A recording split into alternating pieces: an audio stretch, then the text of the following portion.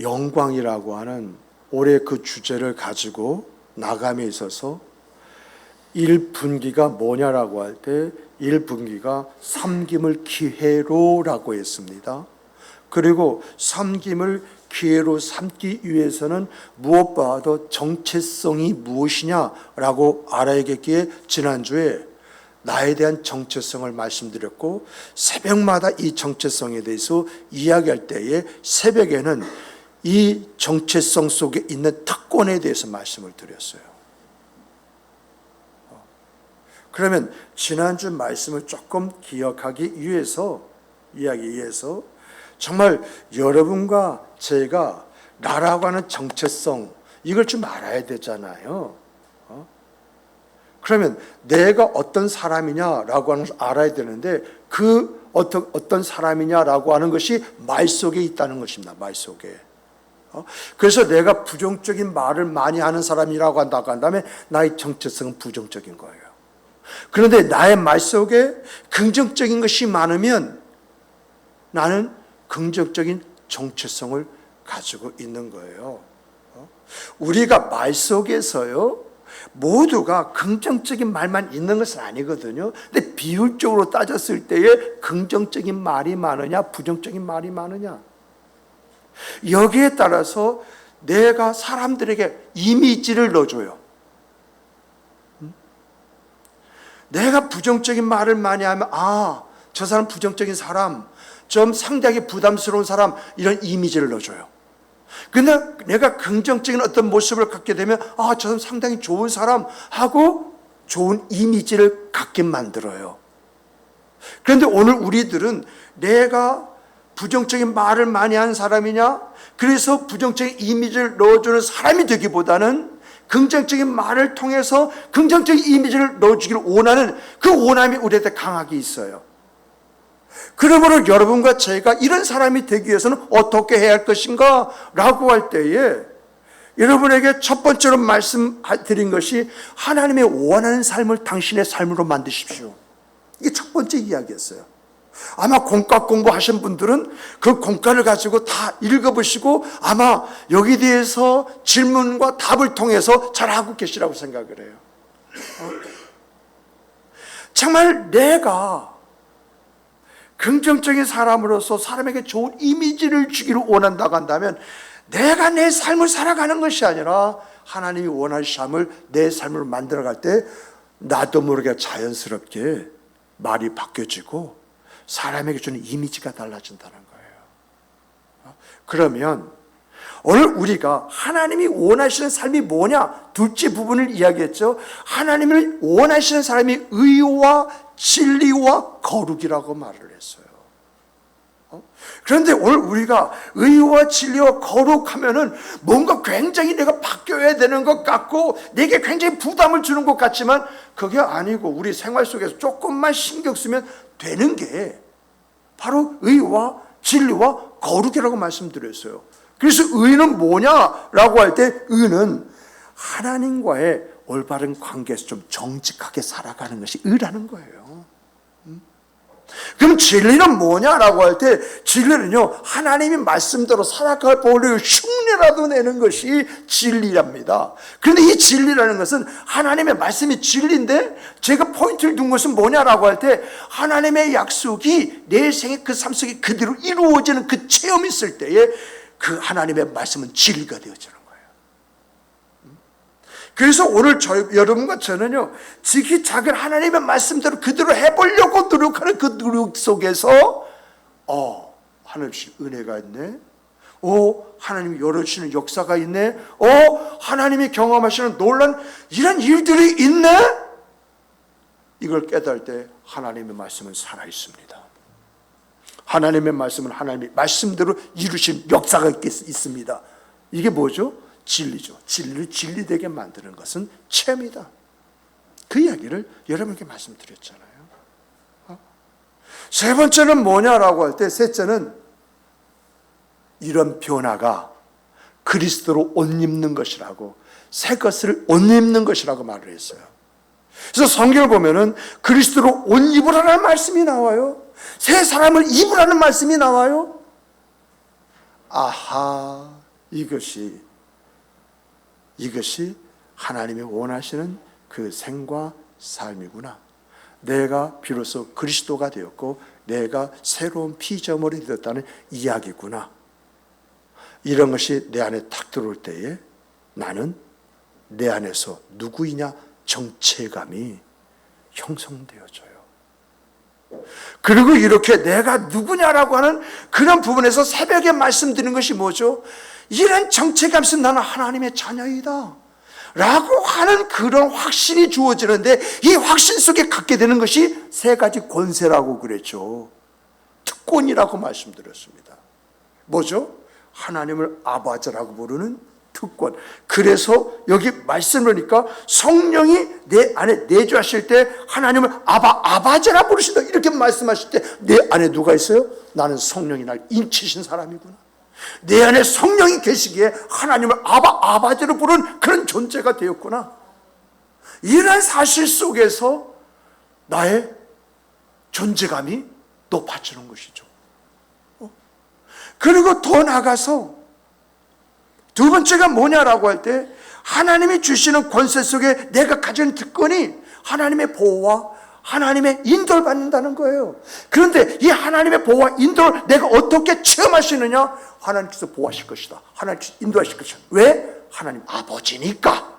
이 신뢰가 있을 때 내 생각 그 삶 속에서 하나님이 이렇게 보호하시는구나. 하나님이 이렇게 인도하시는구나. 여기서 찬송이 나오는 거예요. 세 번째는 뭐죠? 상속자라고 그랬어요. 상속자가 되어진다. 여러분, 상속자가 되어진다는 말이 하나님의 나를 유업을 받는다? 내 안에요. 내 안에 의와 그리고 평강과 희락이 있게 되어진다는 이야기예요. 그런데 중요한 것은 하나님의 나라를 상속받는다고 했을 때 아버지 하나님, 우리 주 예수 그리스도를 함께 상속받는다는 거예요. 하나가 되어진다는 거예요. 비로소 이것이 계시록에서 말하신 성령과 신부가 말씀하시기를, 누가 말하는지 모르지만 그것은 누가 말했든 중요한 것이 아니라 하나님이 하신 말씀이다. 여기까지 여러분들이 말씀드렸습니다. 그래서 오늘 우리들이 나라고 하는 정체성이 좀 분명해야만이 나의 나됨을, 그 생각, 그 삶을 살아갈 수 있고, 하나님의 은혜가 뭔지, 하나님의 인도가 뭔지, 하나님의 역사가 뭔지 이를 깨달을 뿐만 아니라 하나님을 부르는 사람이 될 수가 있다라고 하는 말씀을 한 주간 동안 계속 말씀을 드렸어요. 근데 오늘은 뭐냐라고 할 때 가정입니다. 가정이라는 정체성을 알 때 내가 내 가정을 복되고 은혜스러운 가정으로 만들 수 있는 거 아니겠어요? 가정의 정체성이 세워지지 않았기 때문에 오늘 우리가 이런 삶을 사는 거예요. 내 부모가 가정의 정체성이라는 것을 알고 나를 키웠다 한다면 나는 오늘 이렇게 살지 않을 거예요. 마찬가지로 내 자녀들이 우리 아버지 어머니가 이런 정체성을 알고 나를 키웠다면 내가 이런 삶을 살지 않았을 것이라고 이렇게 말할 것입니다. 그래서 여러분과 제가 가져야 할 것은 1월달이 정체성이에요. 그리고 이 정체성에 관해서 1년 내내 이런 말씀 속에서 우리가 거룩한 회복을 도모할 거예요. 그러면 여러분, 가정의 정체성이라는 것은 뭐냐? 가정을 이루고 있는 것이 가족이잖아요. 이 가족이 어떤 가족이 되어야 할 것이냐? 그리고 더 나아가서 이 가족이 더불어 함께 살아가면서 가질 가치, 가족으로서 역할, 이것을요 정체성이다 말을 합니다. 정말 여러분과 제 그 생각, 그 삶 속에서 가족이요, 내가 어떤 존재인지 존재의식을 가지고 살아가고 있나요? 우리 가정이라고 하는, 가정이란 가치, 그리고 역할, 이걸 알고 그것을 위해서 살아가고 있나요? 이게 뭔가 이런 말씀 드리면 고개가 약간 흔들해지잖아요. 제가 어저께 설교 준비를 하다가 너무 가슴이 아팠어요. 너무 힘들었어요. 그래서 내가 본당을 기도하자. 근데 순간 기도가 하려고 본당에 올라가려고 했는데 본당은 너무 추운 것 같아요. 그래서 2층에서 기도했는데 얼마나 기도했는지 몰라요. 울기도 했어요. 그리고 하나님의 거룩한 회복을 위해서 하나님과 깊은 교제와 교통을 나누는데 언제까지 그런지 몰라. 근데 거기서 주시는 은혜 속에서 오늘 또 예배, 이 설교가 또 준비되고 만들어지는 역사가 일어난 거예요. 그래서 이 말씀은 여러분들에게 주시는 말씀이 아니라 내게 주시는 말씀이에요. 내게. 그러므로 여러분, 가정이라는 것은요, 단순하게 가족들이 한 집에 산다, 그것이 아니라 서로 사랑하고 도우며 함께 성장해야 할 특별한 장소라는 거예요. 특별한 장소. 그래서 가정이 가져야 할 정체성이 뭐냐? 그 정체성이 뭐냐라고 할 때 첫째가 서로 사랑하고 존중하는 것이 그 가정 안에서 훈련되어져야 됩니다. 이것이요, 나중에 우리의 자녀들의 사회성하고 연결되어져 있습니다. 이걸 사회성에 대해서는 오늘 새벽에 좀 말씀드렸잖아요. 정말 여러분, 서로가 사랑하고 존중하는 관계가 가정 안에 기본이 되어졌을 때에 우리의 가정은 어떤 가정이 되겠습니까? 서로가 서로를 사랑하고 존중하는 이 아름다움이 있는데 그 가정에 웃음이 있겠습니까? 없겠습니까? 마음으로 전달되는 언어들이 있어가지고 저절로 움직이는 일들이 있겠습니까? 없겠습니까? 정말 여러분, 부모는요, 자녀들 진짜 사랑하고 그 자녀에게 가르칠 것을 가르치고요, 자녀는 그 부모를 존경하고 그 부모의 가르침을 받는 이런 가정, 이런 관계가 부모와 자식의 관계가 되어야 된다, 그 이야기를 하는 것이거든요. 이렇게 사랑하고 존중할 때요, 우리 기본적으로 우리 안에 깔려있는 이것이 행복이에요. 이것이 모두를요, 여러분, 행복하게 살 수 있게 만드는 기초입니다. 그런데 내가 그렇게 내 가정을 만들었느냐라고 할 때 그렇게 말할 수가 없었어요. 말씀 하나하나를 살펴보면서 너무 힘들었어요. 하나님 앞에 회개하지 않으면 안 되는 그 절박함이 있었어요. 하나님, 이것 좀 회복하게 해주세요. 내 자식들이 다 컸지만은 아마 이 구정 때 올 것입니다. 큰 녀석 가정의 모든 가족들 올 것이고 둘째 그 자녀가 올 것입니다. 그럴 때 내가 그 자녀들에게 보여줄 모습이 무엇입니까? 애들이 어렸을 때에는 항상 보여줄 모습이지만 애들이 장성하고 다 자기의 생활이 있는 그런 가운데에 내가 우리 자녀들에게 보여줘야 할 것이, 느끼게 해줄 것이 뭔가?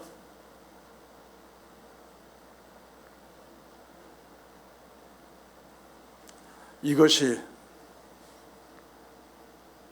내 큰애, 작은애에게 주는 뿌듯함이 아니겠습니까? 내 며느리가 참 부모님들 참 열심히 잘 사는 것 같습니다. 참 보기에 좋으네요. 이런 말이 나오지 않겠습니까? 이런 부모와 자녀가 된다면 여기에 존중이라는 것, 존경이라는 것, 자연히 밑바탕에 깔리는 우리의 모습이 되지 않겠습니까? 그래서 이 말씀 앞에 진지하게 고민을 하는 것입니다. 이 말씀 앞에 아이들이 오는 날로부터 시작을 해서 가는 때까지 내가 어떤 모습을 가져야 할 것인가, 이 모습이 좀 더 선명해지는 그 은혜가 간밤에 있었던 은총입니다. 자, 또 우리가요, 가정에서 그 첫 번째 가져야 할 것이 사랑과 존중이라고 그랬어요. 그럼 두 번째는 뭐냐? 서로 돕고 협력하는 것입니다. 정말 우리의 가정 안에 서로가 돕고 협력하는 것이 있겠습니까? 여러분들 가정 안에 어떤 어려움이 있다고 할 때 여러분들 그 가정 안에서 그 어려움을 어떻게 처리해 가십니까? 많은 부분 남자가 자녀가 뭔가 문제 있으면 당신이 어떻게 저 자식을 가르쳤고 그렇게 저 자식이 저 모양이냐고, 이런 말 우리 부모로부터 한 번쯤도 우리 어머니에게 아버지가 던진 이야기 아닙니까? 그런데 오늘 우리에게 그런 투의 이야기가 없습니까? 과연 이런 것들이 서로가 그 문제를 극복하기 위해서 짐을 같이 지는 것이고 함께 노력하고 수고하는 것인가요? 여러분, 자녀의 문제는 내 문제예요. 우리의 문제예요. 그러면 그걸 어떻게 풀어야 할 것인가? 진지하게 서로 상의하고 같은 마음 가지고 이걸 만들어 가는 것이 부부입니다. 이런 부부가 될 때에 아내는 남편을 믿어요. 그리고 더 나아가서 남편은 아내를 믿어요. 이 믿음이 그 밑바탕에 쌓인다라고 했을 때에 그 가정에 어떤 일이 있다 할지라도 그 가정에 흔들림이 있겠습니까? 오히려 그 가정이 온 가족을 하나 되게 만드는 그런 기회가 되지 않겠습니까? 이렇게 서로가 이야기를 나누고 주고받는 것이 생활화되어지는 이런 협력이 있을 때 가족 상호의 관계, 상호 간의 관계는 깊어질 수밖에 없습니다. 이것이 우리 가정의 정체성이 되어야 되지 않겠습니까? 세 번째는 뭐냐라고 할 때, 첫 번째는 사랑과 존중이고, 두 번째는 돕고 협력하는 것이고, 세 번째는 뭐냐? 서로 배우고 성장하는 것입니다. 정말 여러분, 가족들에게요, 올바른 가치관과 도덕적인 가르침을 줘야 되는 장소가 바로 가정이에요. 정말 여러분들, 저와 여러분들 정말 우리 자녀들에게 얼마나 올바른 가치관과 그리고 도덕적인 가르침을 주었습니까?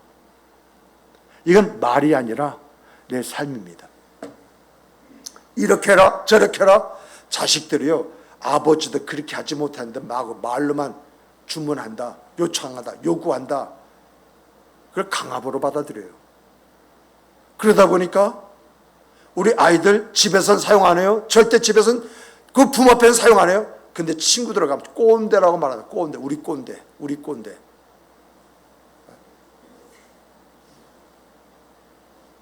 여러분, 이러한 것들이 오늘 우리 실제 생활 속에 내가 보고 경험할 수 있는 그런 내용이 아닌가요? 어머니들이 하는 말이 귀뚱으로도 안 듣잖아요. 알았어요? 알았다니까는요, 그만하세요. 이런 말 한 번 정도 들어보신 적 없으세요? 그 없으시면 잘 사신 분이에요. 정말 우리가 무엇이 옳고 그른지 부부의 대화 속에 애들은 들어요. 저는 이런 일이 있었어요. 저와 집사람이 조그만 21평, 22평 이 아파트에 살 때에 밤늦게까지 이야기를 했는데, 그러고 나서 새벽 예배 드리고 와서 그 이야기를 계속 이어서 가고 있는데 큰 녀석이나 작은 녀석이나 똑같이 이야기를 하더라고요. 무슨 말을 하는데 그렇게 재밌게 하시느냐고 하면서 하는 말이, 큰 녀석도요, 큰 녀석이 중학교 1, 2학년 때인가? 아마 그 정도 됐을 거예요. 그때에 한단 소리가, 아빠, 나 일찍 결혼하고 싶어.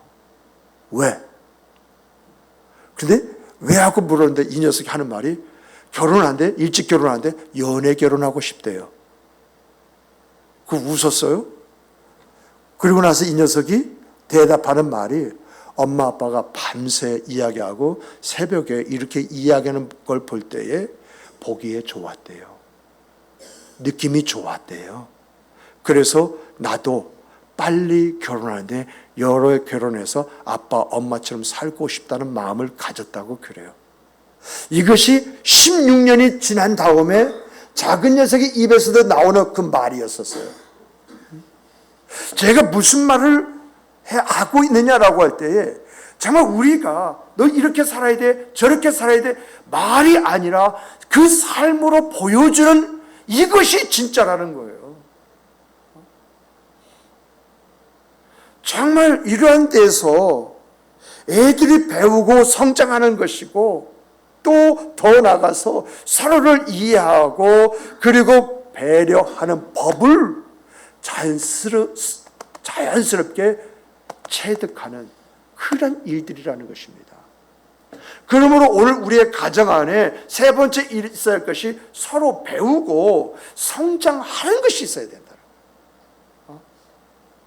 그리고 네 번째가 뭐냐? 이 모든 것을 종합한 거예요. 이 모든 걸 종합한 것으로서 하나님이 우리 가정을 만드셨다? 이 창조잖아요. 여기에 하나님께서 우리가 어떻게 살기를 원하시느냐? 이것이 하나님의 뜻이잖아요. 가정은요, 하나님이 지으시고 하나님 조성하신 이 하나님의 뜻을 이루어 가는 곳입니다. 그래서 가족이요 함께 믿고 그 뜻이 무엇인가 그 뜻을 헤아려서 살아가는 것이 가정의 핵심적인 정체성입니다. 하나님이 우리를 사랑하신 그 사랑으로 가족을 사랑하고 하나님이 우리를 존중하신 그 존중으로 가정을 존중하고 하나님이 우리를 책임진 그 책임으로 우리 가족을 책임지는 가정. 이 가정이 우리의 가정이 되어야 한다. 이게 하나님의 뜻이다. 그 이야기입니다. 이런 내용으로 볼 때에 여러분의 가정은 어떤 가정입니까? 우리의 가정이 이런 가정이 되어진다면 행복하겠습니까? 행복하지 않겠습니까? 밖에서 어떤 상처를 입고 어떤 힘든 그런 일을 겪었음에도 불구하고 가정 안에 들어오면 안식을 할 수 있겠습니까? 안식을 하지 못하겠습니까? 이런 가정이 되기를 원한다고 한다면요, 오늘 우리는 이 본문의 말씀을 깊이 있게 헤아리는 그런 사람이 되어야 돼요. 왜냐하면 예수님은요 가정의 기본 단위인 부부의 기본적인 역할과 부부의 관계 있잖아요. 그걸 말씀하고 계시기 때문에 그래요. 그러므로 우리가 본문을 통해서 우리 예수님이 가르쳐 주시는 것은 뭐냐라고 할 때 그 첫 번째가 부부의 의미입니다. 부부의 의미. 부부가 뭐예요? 그 부부의 의미를 오늘 본문에서 우리에게 가르쳐 주시는데 그 부부의 의미가 뭐냐? 부부는 한 몸이다. 한 몸. 우리가 한 몸이다라고 하니까 한 몸 단어적으로 딱 이제 보고 생각이 거기서 끝나요. 근데 여러분 한 몸이라고 하는 이 말씀 속에는 세 가지 의미가 있어요. 하나는 육체적인 의미가 있고요. 하나는요 정신적인 의미가 있고 하나는 영적인 의미가 있어요.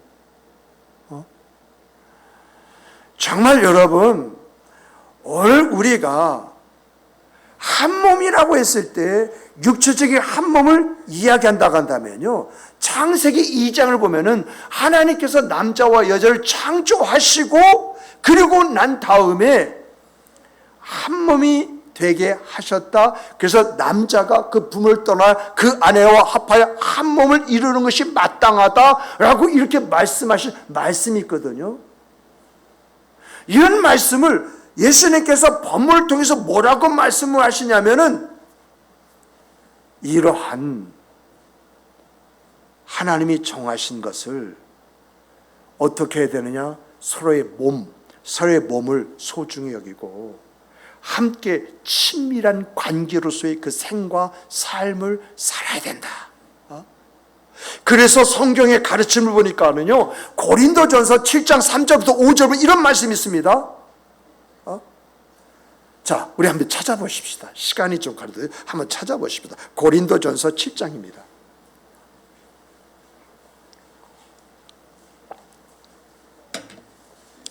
고린도전서 7장입니다. 3절로부터 5절, 3절로부터 5절입니다. 자, 우리 함께 읽어보시겠습니다. 고린도전서 7장 3절부터 5절입니다. 남편은 그 아내에 대한 의무를 다하고 아내도 그 남편에게 그리 그렇게 할지라. 아내는 자기 몸을 주장하지 못하고 오직 그 남편이 하며 남편이 그와 같이 자기 몸을 주장하지 못하고 오직 그의 아내가 하나니 서로 분방하지 말라. 다만 기도할 틈을 얻기 위하여 합의상 얼마 동안은 하되 다시 아파라. 이는 너희가 절제하지 못함으로 말미암아 사탄이 너희를 시험하지 못하게 하려 함이라.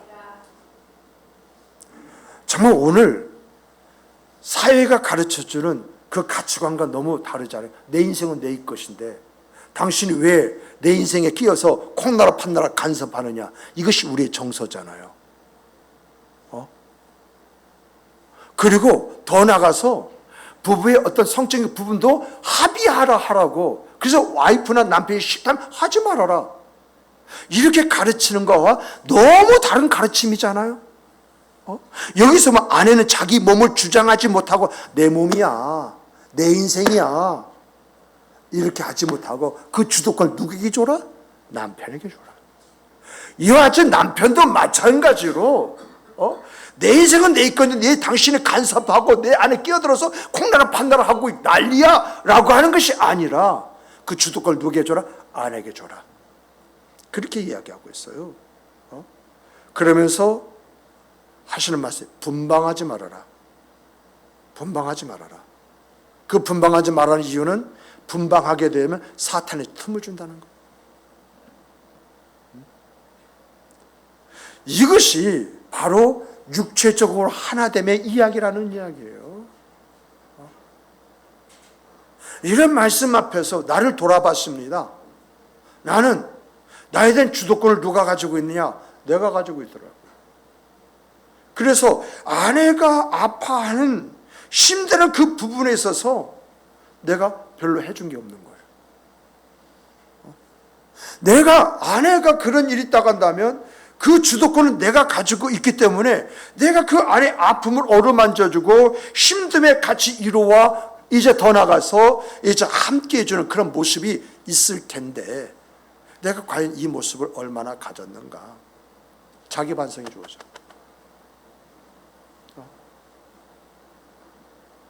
그리고 여러분 정신적으로 하나가 되었다는 것은 뭐냐라고 할 때 여러분 우리가 서로 다른 삶을 살던 남녀이지 않습니까?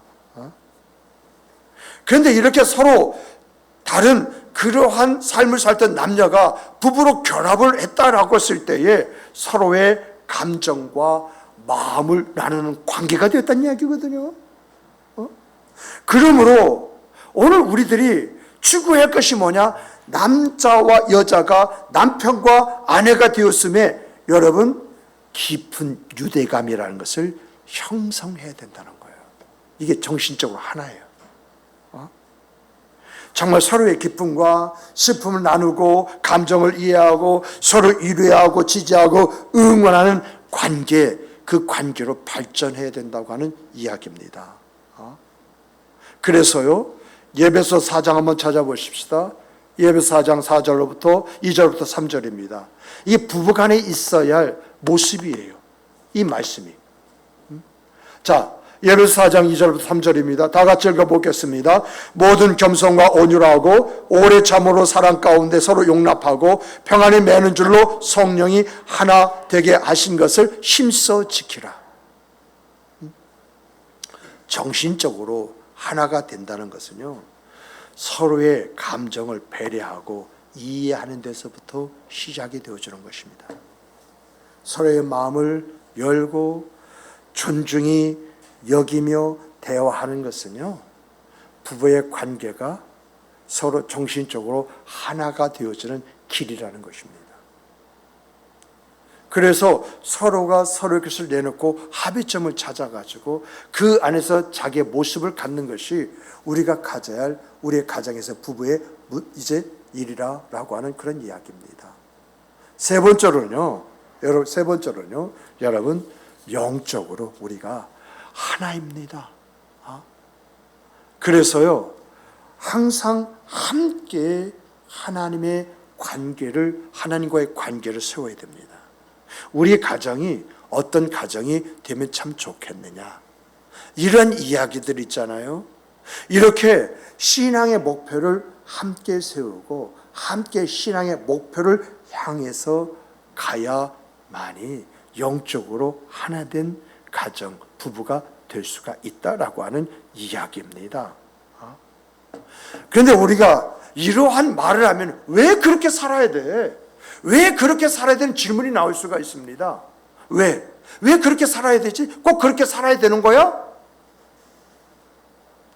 여러분, 여기에 대해서 성경은요, 세 가지로 이야기합니다. 그 첫째가 뭐냐? 이게 창조의 질서라는 것입니다. 네가 하나님 믿느냐? 하나님은 하나님이 여기냐? 그럼 하나님이 이렇게 살기로 정했다는 것입니다. 이게 질서라는 것입니다. 그렇게 하라는 거예요.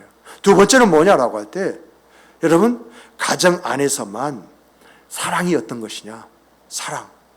사랑이 어떤 것이냐? 그리고 더 나가서요, 여러분, 그 사랑을 실천하는 장소가 가정이에요. 사랑.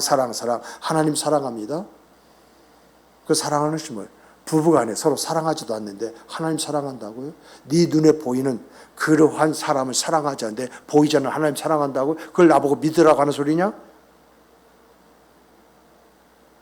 그래서 여러분, 가정은요, 사랑이 어떤 것이냐, 그걸 알고요, 부부간에, 부모와 자식 간에 그 사랑을 실천하는 장소예요.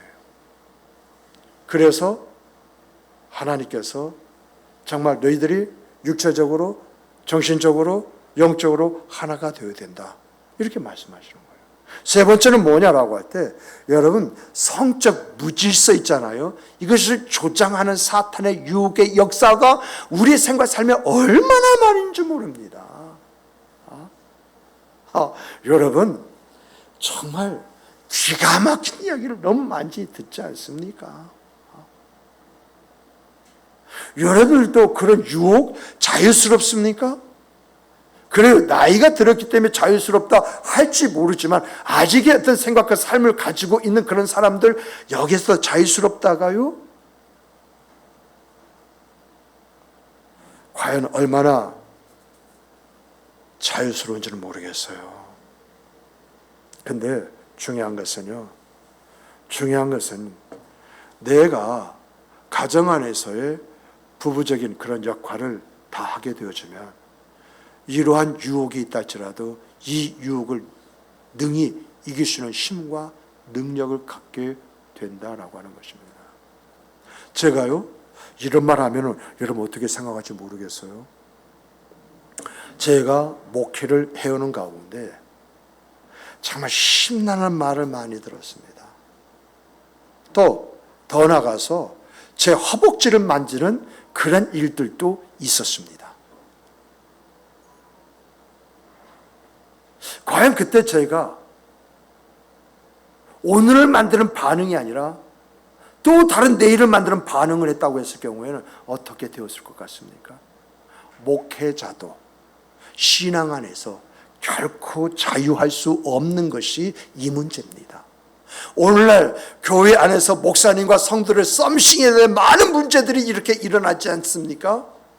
이런 것이 무엇을 가르쳐 주느냐? 결코 목회자도 성도도 이런 부분에 자유할 수가 없다, 그 이야기거든요. 그러므로 여러분, 오늘 우리들이 이러한 것을 방지하기 위해서, 이런 가정의 아름다움을 갖기 위해서 가져야 할 것은 뭐냐라고 할 때, 여러분, 정말 하나님이 원하신 가정, 그런 부부가 되기를 원한다면요, 성경 이렇게 이야기합니다. 간단하게 남편은요, 아내에게 어떻게 해야 되느냐라고 할 때, 남편이 아내 사랑하기를 그리스도께서 교회를 사랑한 같이 해라. 그리고 더 나가서요, 아내에게는 남편에게 복종하길 죽게 하듯 하라, 이렇게 이야기하고 있어요. 시간상 이 내용을 깊게 말씀드리지 않고 새벽에 또 다시 말씀을 드리겠습니다만은, 정말 그리스도가 교회에 하듯 한다고 한다면 과연 싫어할 여자, 아내가 어디 있겠습니까? 그 남편을 볼 때 그 어떤 것이라도 아깝겠습니까? 그리고 더 나가서 이제 아내가 남편에게 죽게 복종을 하는데 싫을 아내가 어디 있습니까? 그래서 가정의 정체성은요, 조금 성경 안에서 찾아보니까 좀 넓더라고요. 이런 부분들을 우리가 새벽 시간을 통해서 하나하나 그것이 무엇인가 점검하면서 우리 안에서 아름다운 생의 그 삶을 만들어가는 인생, 그것이 우리의 행복이 되기를 주님의 이름으로 축복합니다. 축복합니다. 우리 다 같이 주시는 말씀 안에서 함께 기도하도록 하시겠습니다.